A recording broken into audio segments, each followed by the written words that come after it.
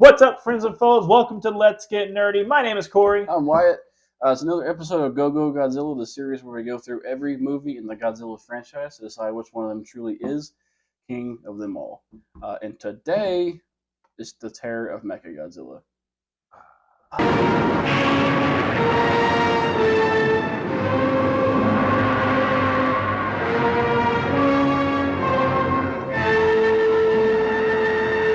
So we're kind of going to do a quick news segment today. We're just going to call it 5 quick facts, just some quick few things to get out of the way. So things that we feel like they're important to mention, but maybe not that we want to spend a whole lot of time on.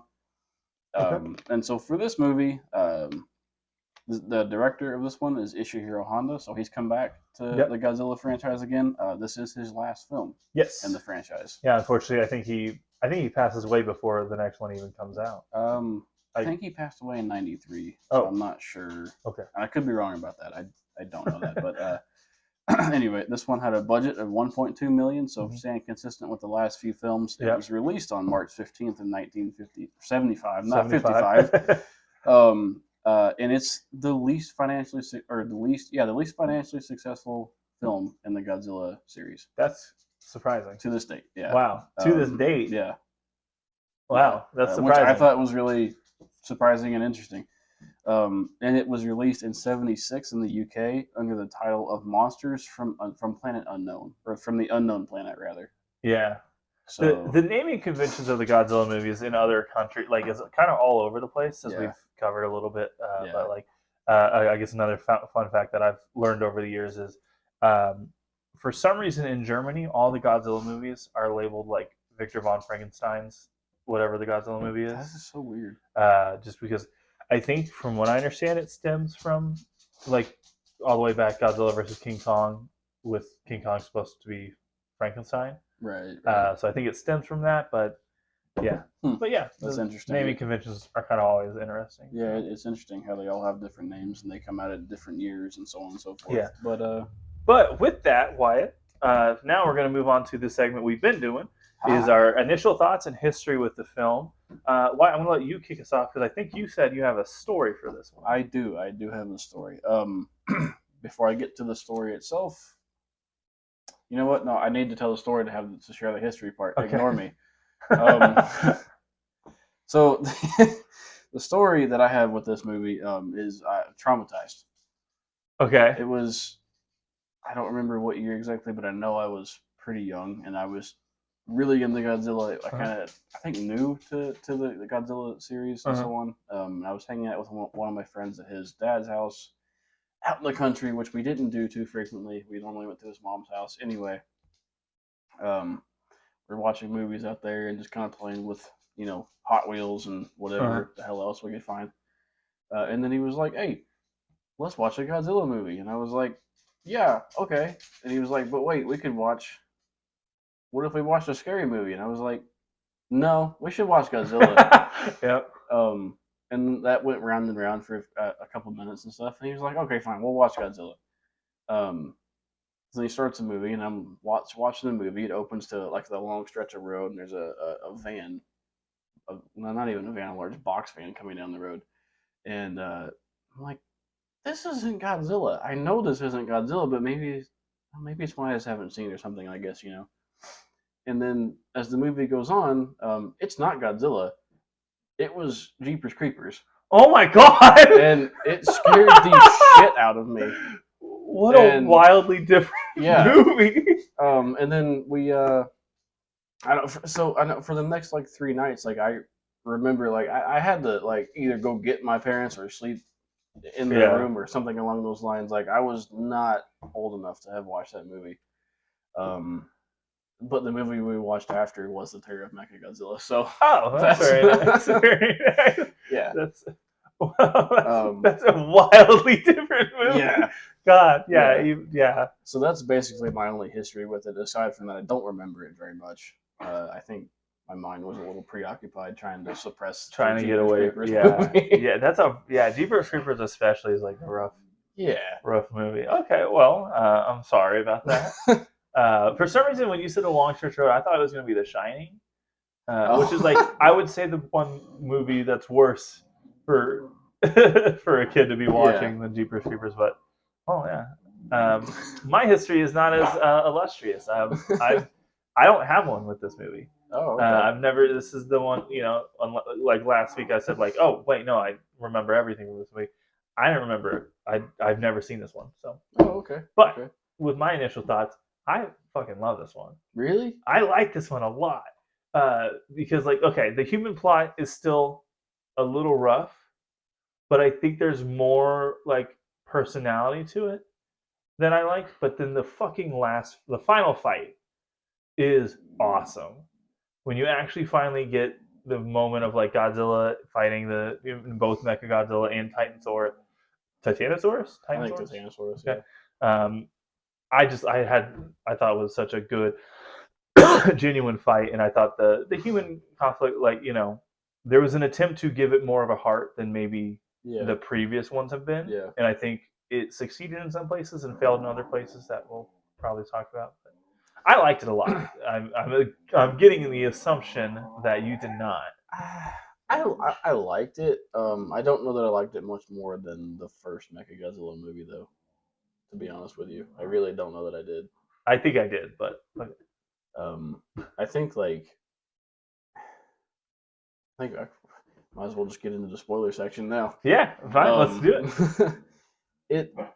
I think I was really interested. I was really intrigued with the human plot, and so I had a thought while I was watching it that it feels like this is the series. Like, it feels like the series is trying to move into the next phase, the next saga. The next iteration of these movies and stuff. Like it's kind of growing up a little bit in a way. Yeah, it's trying to gear it towards more of a mature feeling. But it still kind of carries some of the older tropes and cliches and just things that we've been used to with this era of Godzilla movies and stuff. So it feels like to me, maybe there was some growing pains. I don't know if that's the right way to phrase it, but I liked it. I liked the movie. I do think that the human plot, I got bored with it by the end, though, honestly. Yes, because I would say I would agree. Because the main plot is it starts out, I think, really compelling. It does. And a really interesting where the opening scene is a submarine kind of exploring the depths, and there's this, and they get attacked by a mysterious dinosaur, as they say, which I have a little bit of a beef with this part of it because this happens, and then they all initially I thought it was going to be this thing like, oh, Godzilla's turned on us again, or Godzilla's back to being the monster that he was so many years ago, but then that's not what their reaction is the whole time. They're like, there's a dinosaur in the sea that's attacking submarines, and they're like, as if they've never encountered this before. Which, by the way, we are now 1975. We are now over 20 years into Godzilla appearances, and so they're still being surprised by dinosaurs in the ocean. When this is, by my count, there's been 2 Godzillas because they killed the first one, and there's been the one that has been since raised again, and now there's by alone there's been 3 dinosaur creatures in the ocean. Which, to quote, Phineas and Ferb, if I had a nickel for every time there's been a dinosaur in the ocean, I'd have 3 nickels, but that's still a weird amount of nickels. Not to mention Mothra, King Ghidorah, they've been doing this for 20 years, and they're still like, oh god, what's happening? Oh no! But it turns out that Titanosaurus is under the control of this mad scientist who I think, I don't know who's played. I thought at first it was Serizawa, but I think I'm wrong. He looked familiar, but I admittedly didn't look into it. So there was this crazed scientist who had the idea that he could control fishes, and they thought he was crazy, and they pushed him out. And there's a really kind of funny montage of him showing sepia tone photos of him yelling at the other scientists and getting dragged out. It really it kind of reminded me of Arrested Development type jokes.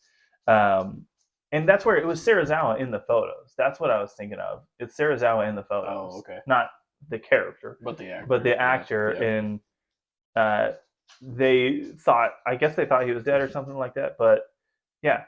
So the plot starts out, this evil, like not evil, but this disgraced scientist kind of taking revenge on the people that laughed at him, and like looked down on him. And to me, I think that's a very interesting place to start with this movie. Yeah. And then we get more fucking aliens who are secretly among us. What? Among us, and more aliens. Yeah, and it turns out Holy shit. were, they're the ones that are also now rebuilding Mechagodzilla. Yeah. No longer the apes. Yeah. These are actually just aliens, regular old. Yeah, regular. They wear a silver suit. They have handles on their helmets for some reason. Their plan is to destroy Tokyo to rebuild a new city for their planet called Black Hole X, I think is what it was called. I think it was Black Hole Planet 3. Yeah, Black Hole Planet 3, which doesn't is like make any fucking sense, but which again, not the smartest move to build your whole civilization on a planet next to a black hole, but I guess home is where the heart is. Right. Yeah. It's kind of curious how like there's either aliens that are bugs and animals, or they all wear silver suits of some kind. Yeah, which this is definitely a trope I'm over with. So this is where the human plot loses me. Is like, because what Invasion of the Astro Monster, Ghidorah, the first one. I think Destroy All Monsters, Gigan, Megalon, and then Godzilla vs. Mechagodzilla. Yeah. That's 6. That's 6 alien movies. I don't think we're forgetting anything. Hedorah is not itself an alien invasion, but Hedorah came from space. So, yeah. Yeah, okay, I think that's it. Yeah, that's 7. Then. That's a lot. That's 7 movies out of 19 thus far. Well, not including the legendary. I'm saying like just in the original series. Oh, okay. Yeah. So there's actually, I think, less movies without aliens.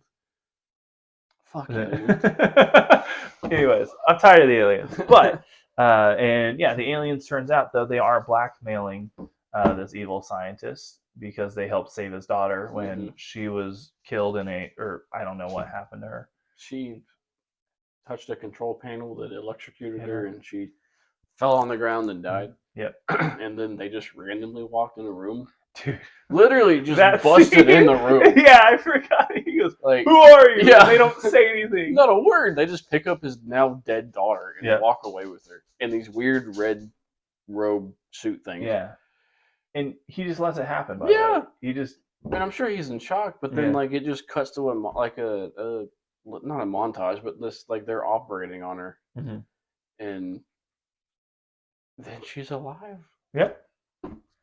And then I guess the other half of this human plot is these scientists are trying to track down this evil scientist because they're like, oh, how can we stop these Titanosaurus attacks? Right. Yeah. And they don't know it's him causing them. Oh, we got the return of Interpol. We can't forget that too. So we got the return of Interpol in this series. Yeah. This movie made me realize I didn't know what Interpol stood for. Do you know what it stands for? I didn't know. International Police. I mean, I think I've heard that, but I guess I didn't think enough about it to like. I never put 2 and 2 together. That like Interpol is international police. I never really cared enough to think about it.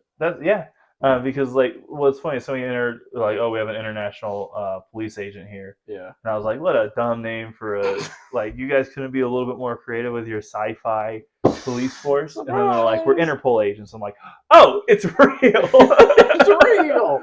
But so they're trying to track down, and I fucking hate these guys. These might be my least favorite of the human protagonists. Yeah. Because you got this guy who just falls in love with the cyborg daughter after meeting her once. Yeah.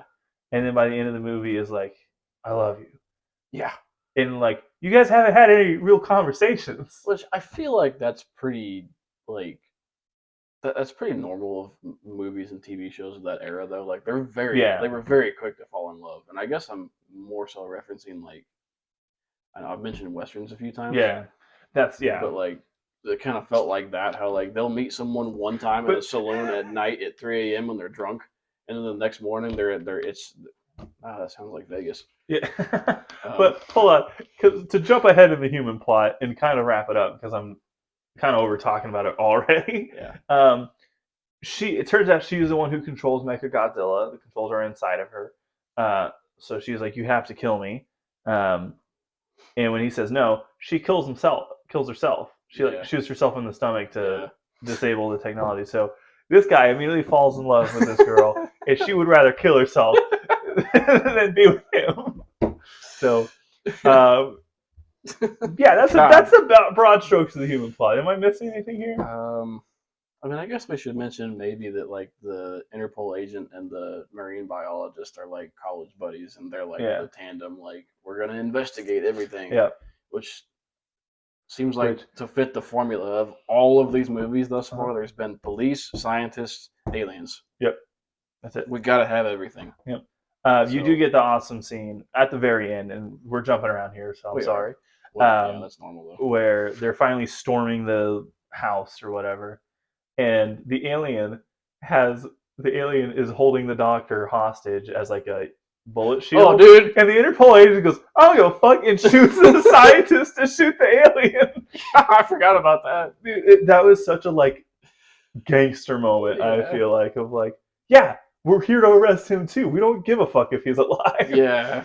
So yeah, I forgot about that. That was crazy. That was such a good moment. Sorry. One more thing I want to bring up about the human plot that surprised me is like I looked away for like all of 2 seconds to get a drink at one point, and I came back and they had been running through the woods, and then there was like a ring of people around some dude in the woods, and they just all started shooting him, like 5 or 6 guys. I don't know what that was or who it was or what happened. Was it towards the end or no? That was near the beginning. Oh, I must have missed that too. I think when the aliens were like first introduced. Or near when they were first introduced. I don't know. I know what you're talking about. That's how like they find out something's going on, right? Because like it's a guy who can't talk and he passes like a note to somebody. That's right. Yeah. Yeah. I remember. Okay. This is a very memorable plot here, guys. So to kind of cut to the stuff we care a little bit more about, what did you think about, I guess, the monster action in this movie? I thought it was very lacking. It is light on the. It is light in terms of like how consistent it is. So like you get the first attack, and I think there's a couple of attacks of Titanosaurus. Yeah, there's a couple small ones. And really, not a lot of mentions of Godzilla. No, I actually don't like the way I like the way they brought Godzilla into it. I don't like the way they mentioned it beforehand.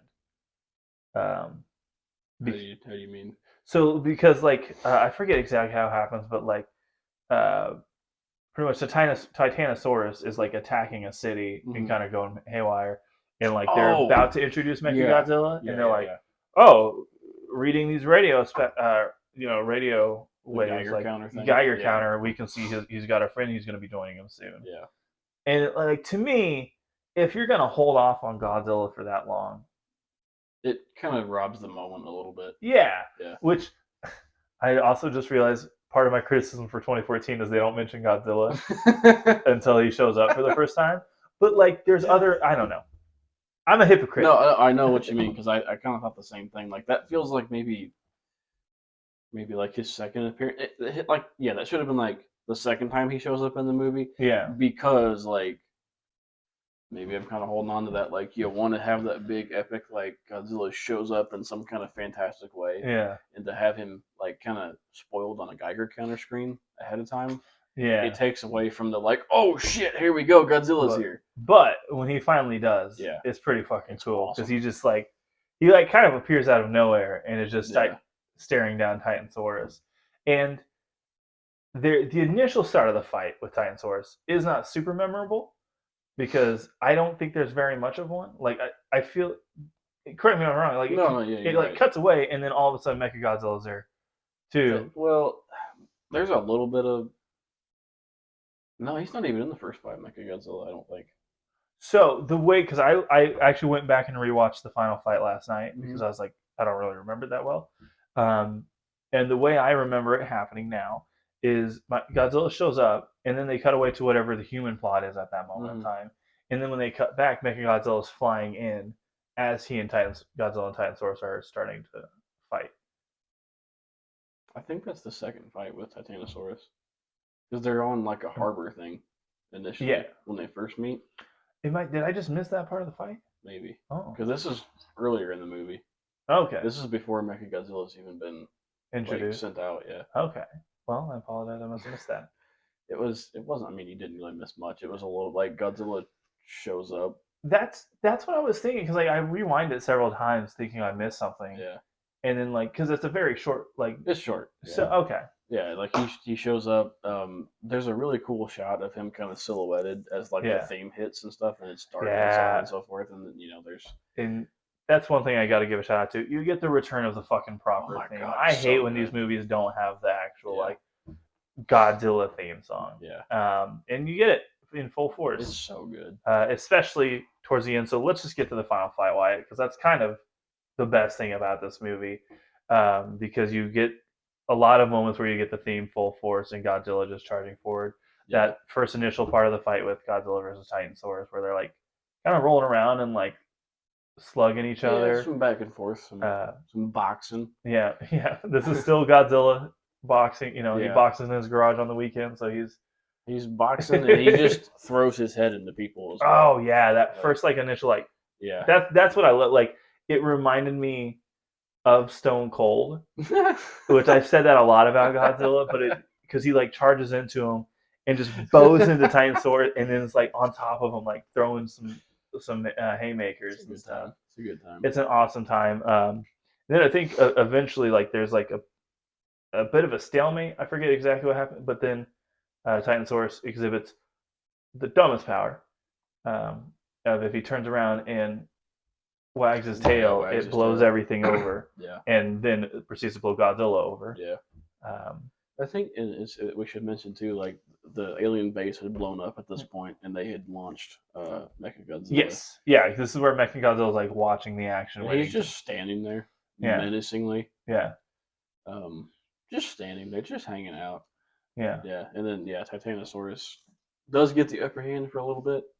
Yeah, starts kind of whooping up on Godzilla a little bit, throws him in the dirt. Mm-hmm. There's the awesome moment. Like he throws him in the dirt. I forget exactly how it ends up happening, but he like bites onto Godzilla's jaw. Yeah, and starts like ringing him around. Yeah, which is unique and new. We haven't seen that. I remember that from when I was little and the initial watching. That was one of the scenes I remembered for some reason. That and like Mechagodzilla's hands spinning around. Yeah, I don't know why, but those it's those weird things that stick with you. Yeah, but like you were saying, like he picks him up by the mouth and kind of flings him around and then throws him in the dirt and stuff. And I do love how in these fights, like when they kick somebody or something, when one of the monsters kicked another monster, like they fucking fly. Yeah, because it's when he gets kicked that he like Godzilla like almost like flies over the mountain. Right? Yeah, and then falls into like a trench of some kind. Yeah, and gets like buried, basically. Yeah. And then Titanosaurus is just standing there like trampolining and. Well, so what led to that is also one of my favorite shots in the movie, is like Godzilla and Titanosaurus are like fighting, and this is when Mechagodzilla finally gets involved, because like it's that awesome like. Titanosaurus like moves out of the way, and Godzilla sees Mechagodzilla like do the like hand thing and shoots him. Yeah, and like all the smoke billows up. Yeah, and it like dissipates. Yeah, it dissipates, and you think like, oh, Godzilla's pissed, but he just falls over. It's fucking awesome. And then you get the moment of Godzilla, or you get Titanosaurus literally dancing on the grave of Godzilla. Yeah. And I think this is the part where like the humans get involved again and shoot Titanosaurus with something from a helicopter. Yeah, they shoot him with that high frequency radio transmitter antenna thingy majigger. Science by words. Yeah, and then they're bouncing radio signals off of his head to kind of subdue him for a little while. And I think this is so. Then Godzilla eventually like pops up, and I love the way he pops up. It's just like, he pops up with some attitude. Yeah, and I think it might be before this, because I'm just calling out moments that I remember.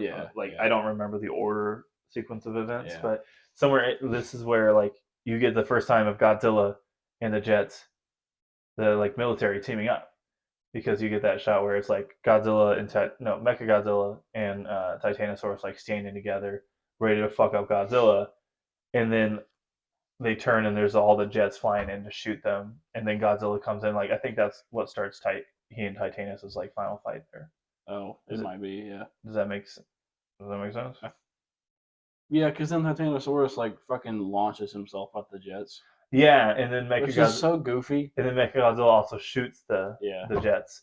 So eventually, Godzilla comes back up, and while Titanosaurus is out trying to figure out what's going on with his head, Mechagodzilla just starts blasting, like in some pretty heavily reused footage from the last movie. It's fairly obvious, but you get Godzilla at his most fucking stone cold Steve Austin because he really is, dude. Because Mechagodzilla is spamming fucking everything at him. It's like the end of the last fight in the last movie where he's just launching everything he's got, like eye lasers, lightning thingy, missiles from everywhere, everything. Yeah, but instead of Godzilla becoming a magnet, he says, and he walks down Mechagodzilla and just starts beating the shit out of him. Yeah. Like Mechagodzilla isn't this fucking unstoppable force. Yeah. He really like once he gets past all of his lasers and rockets and shit, he just kind of like stands there like he doesn't know what to do. Yeah. And then they have like a little circle, like they circle each other for a second, and like I don't know if Godzilla's like chasing his tail, trying to flop him around like he does, you know? I think so. Because that seems to be Godzilla's number one move. Yeah, that's outside of just headbutt to the chest. That's one of his finishers if he hits the right combo. But I don't know why Mechagodzilla maybe didn't just stop and pivot the other way and trip him. But I think this could also be somewhere in the human plot. Something's happening on the controller side. Yeah, it is. I could be wrong. Yeah, they're tussling. Yeah, that's when the scientist is getting shot and all that. But yeah, and then what's another really cool moment is, Godzilla does the same thing he did in the last movie, and rips the head off of Mechagodzilla. But turns out they've learned from their mistakes, and there's a little even smaller glass head, bubble head, and Mechagodzilla keeps fighting. Yeah, he keeps fighting. I guess he has an even more powerful laser. Yeah, with the bubble head under the real head, which I don't know why he couldn't have used that laser through the real head. Yeah, maybe he could. I don't know, but he didn't. And so this is where the cyborg lady kills herself rather than bees with the guy. Yeah. So Mechagodzilla stops operating, and Godzilla obliterates him, picks up the body and throws him into a ditch, and then the ditch that he just came out of starts blasting. Shoots him with the fire breath or atomic breath.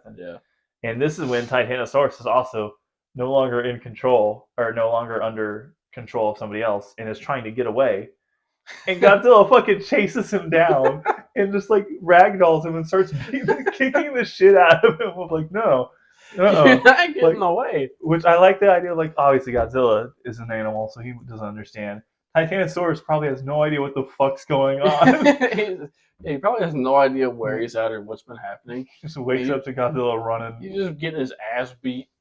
I wonder if they've ever interacted down on the seafloor, you know? It's been peaceful until now. And he's just suddenly wakes up and he's on the surface, which is probably jarring to begin with, and he's just getting his ass beat. Yeah. Getting shot with the fucking breath and everything. Yeah.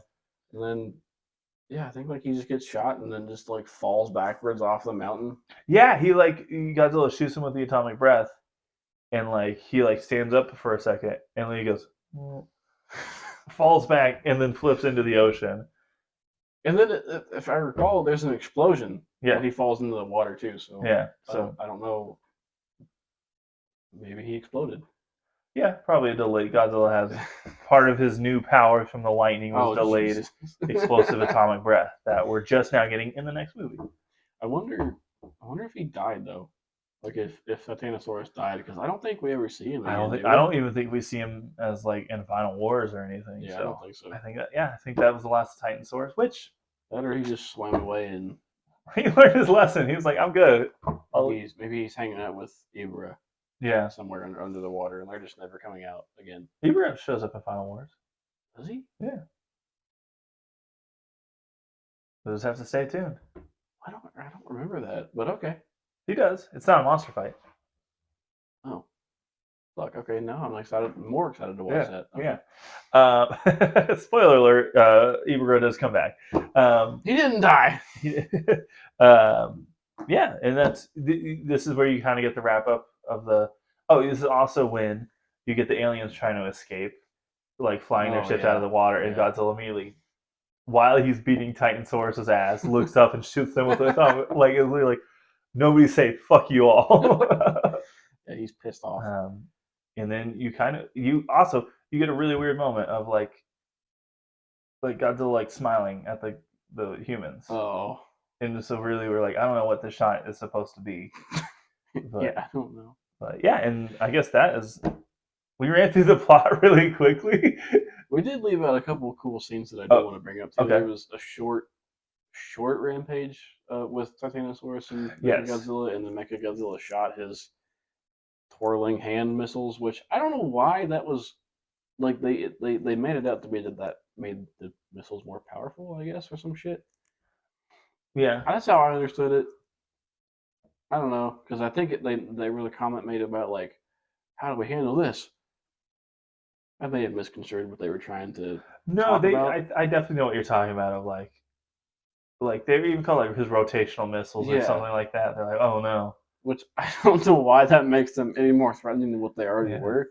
But the whole point of bringing that up is that I wanted to talk about the shot of like when he shoots those initially, and then it like explodes, and it looks like they actually blew up part of the set from how like everything reacted.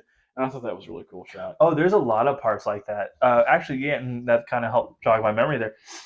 In the final fight, there are a lot of really cool, like we mentioned, like the POV shots from Godzilla versus Hedorah.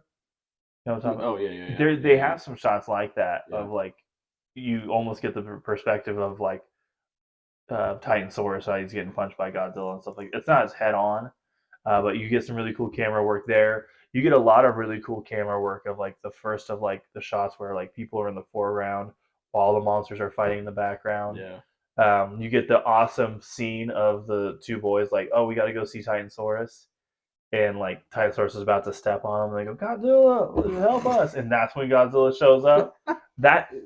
It was fucking like those shots. I thought were really cool. I think that's what helped me enjoy this movie so much. Of just like the creativity in the actual fights and like the blocking of it, as opposed to like even with Godzilla versus Gigan, which I'm not saying I like this movie better than that, and we'll get to that in a little bit.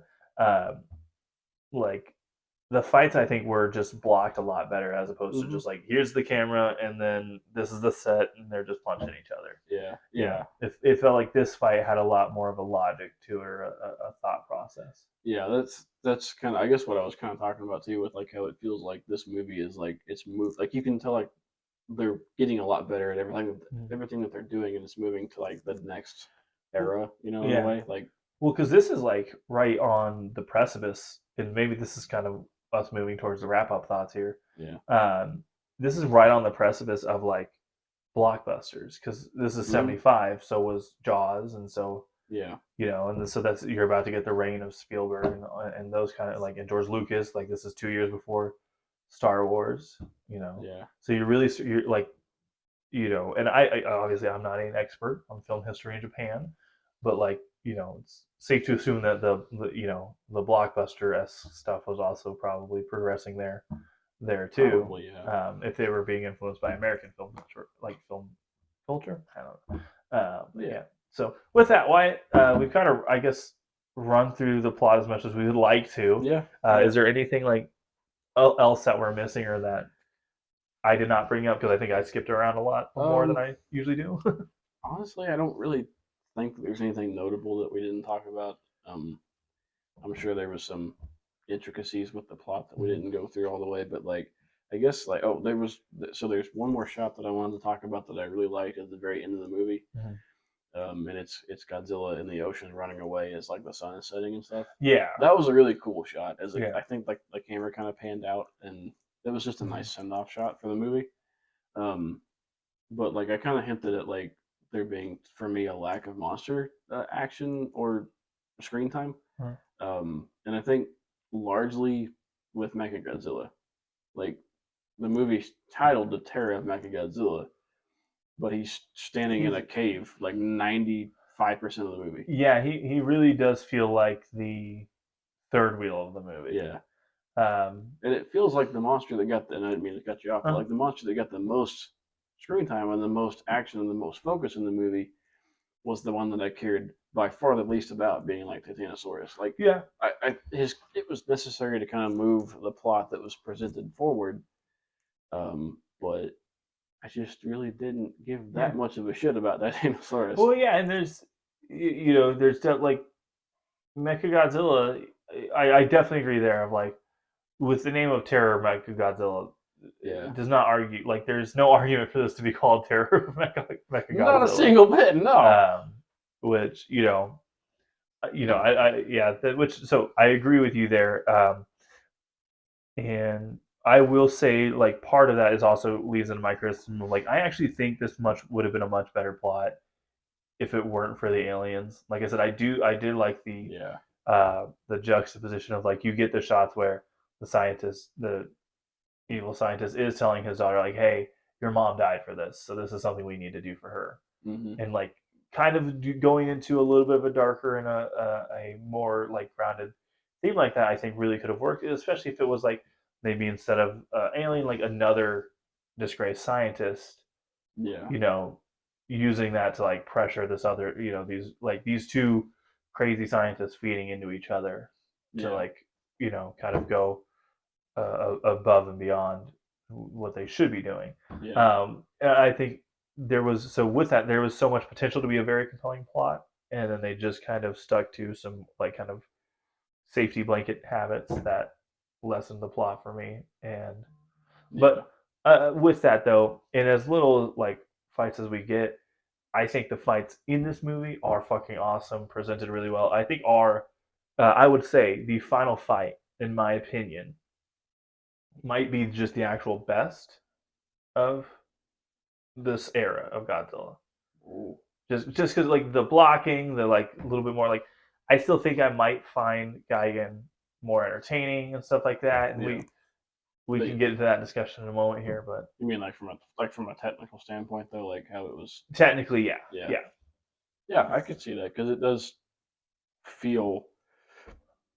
Excuse me. Yeah, I know what you mean. Like it feels like it's more cohesive and it's just framed better and it's just the camera work is better. And it doesn't feel as much of a rubber suit dude going, here, come here, I want to punch you. Yeah, that's true. Which some of them feel that way.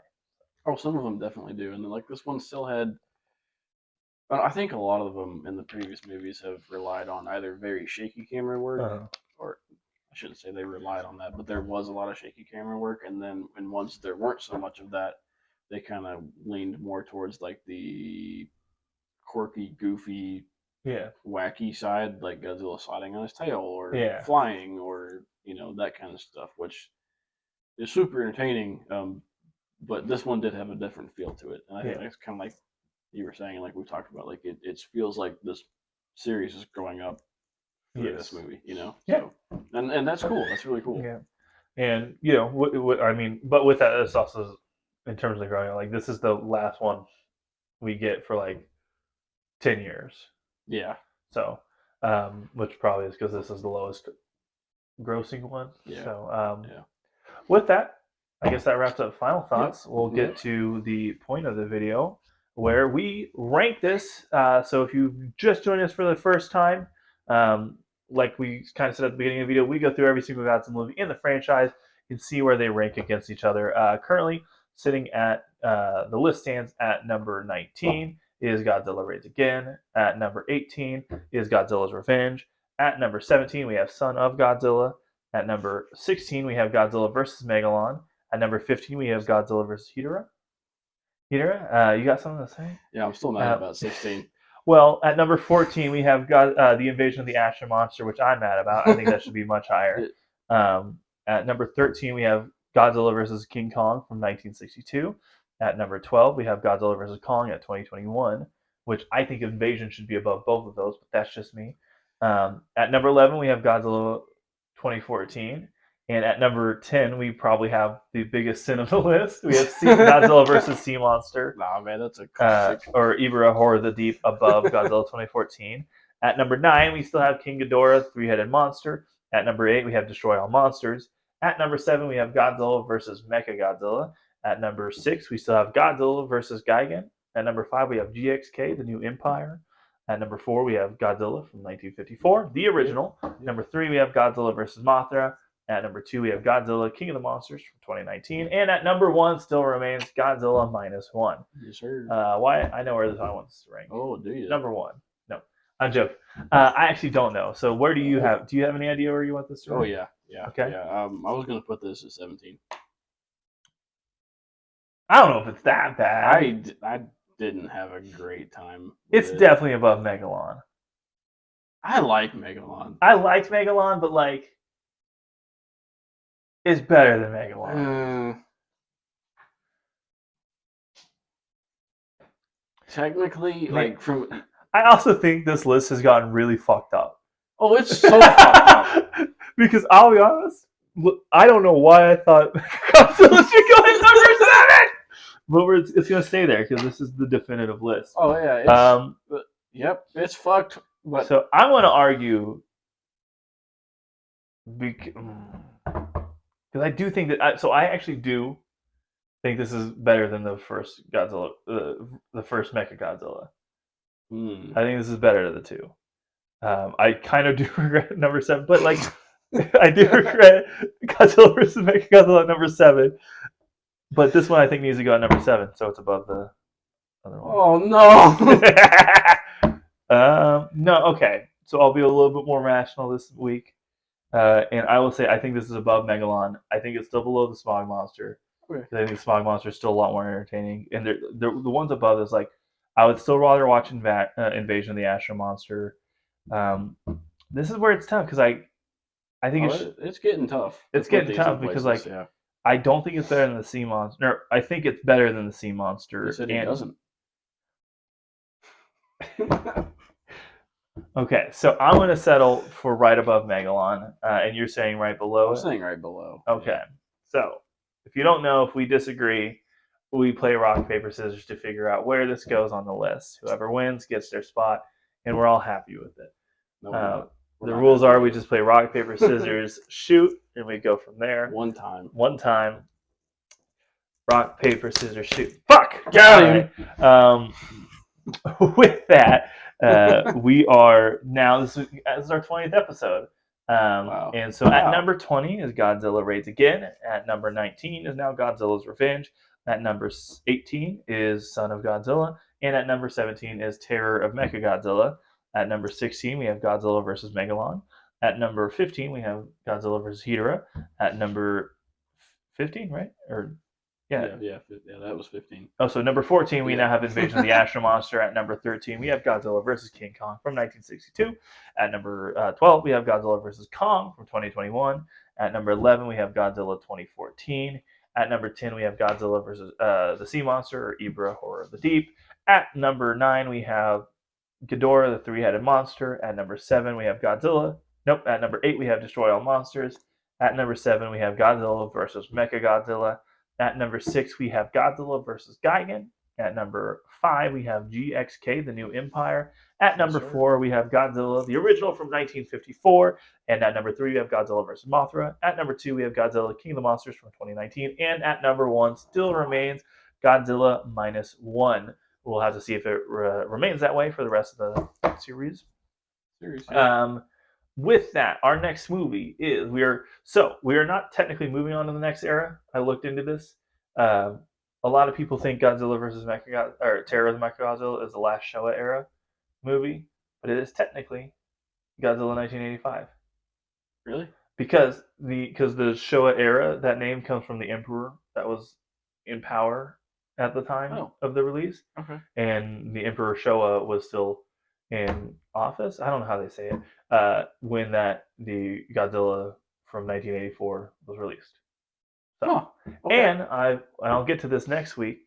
That series initially had the Heisei Era had a different name for it when they initially made it. Is the Heisei era, I think, comes more so from fans than the actual Toho themselves. That's really interesting. But we'll get into that when we get into those movies. Until next time, please like and subscribe. And until then, we got to get back to nerding out. Thank you guys. Boom. Boom. Oh.